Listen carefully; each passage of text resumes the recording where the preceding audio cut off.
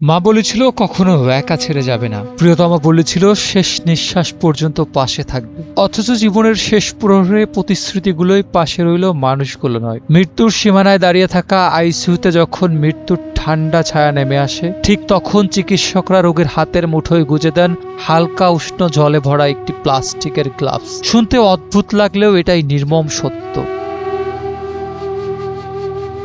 কৃত্রিম উষ্ণতার মিথ্যা স্পর্শ আইসিইউতে থাকা ব্যক্তিকে বোঝাতে চেষ্টা করে সে একেবারেই একা নয়। চিন্তা করা যায় কি অদ্ভুত আর হৃদয় বিদারকী মেডিকেল বিজ্ঞানের ছলনা, যে মানুষটি হয়তো সারা জীবন শত শত মানুষের ভিড়ে হেসে খেলে কাটিয়ে দিল, কোটি টাকার সম্পদ তৈরি করলো, জীবনের শেষ সময় তাকে আঁকড়ে ধরতে হচ্ছে একটি রাবারের গ্লাভসের কৃত্রিম স্পর্শ। 5+ স্টার রেটিং প্রাপ্ত দেশের সর্বোচ্চ বিদ্যুৎ সাশ্রয়ী ওয়ালটন এসি। স্মার্ট কমফোর্ট এখন নেক্সট লেভেলে। মেডিকেল বিজ্ঞান হয়তো ওষুধ দিয়ে শরীরের যন্ত্রণা কমাতে পারে, কিন্তু হৃদয়ের শেষ হাহাকার কি কোনো চিকিৎসায় মেটে?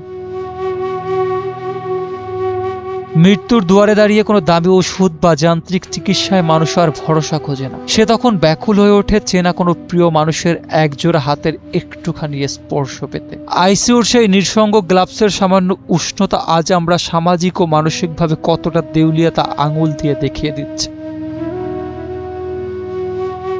আমরা প্রতিদিন সোশ্যাল মিডিয়ার ভুয়া লাইক, কমেন্ট আর ব্যস্ততার দোহাই দিয়ে প্রিয় মানুষগুলোকে অবহেলা করি। যাদের সাথে সময় কাটানো সবচেয়ে বেশি জরুরি তাদেরকেই দূরে ঠেলে দেই। অথচ নির্মম বাস্তবতা হলো জীবনের শেষ অধ্যায়ে সেই বিশাল পৃথিবী থেকে আমরা আর কিছুই চাই না, কেবল একজোড়া খাঁটি হাতের উষ্ণতা ছাড়া। প্রযুক্তির যুগে এসে মানুষের পরম ভালোবাসার জায়গাটুকু যেন দখল করে নিয়েছে প্লাস্টিকের গ্লাভস। অথচ জীবনের শেষ প্রান্তে মানুষ প্রযুক্তি নয়, খোঁজে আপনজনের হাতের স্পর্শ।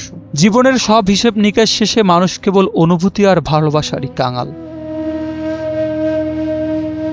সাইফুল ইসলাম, NPB।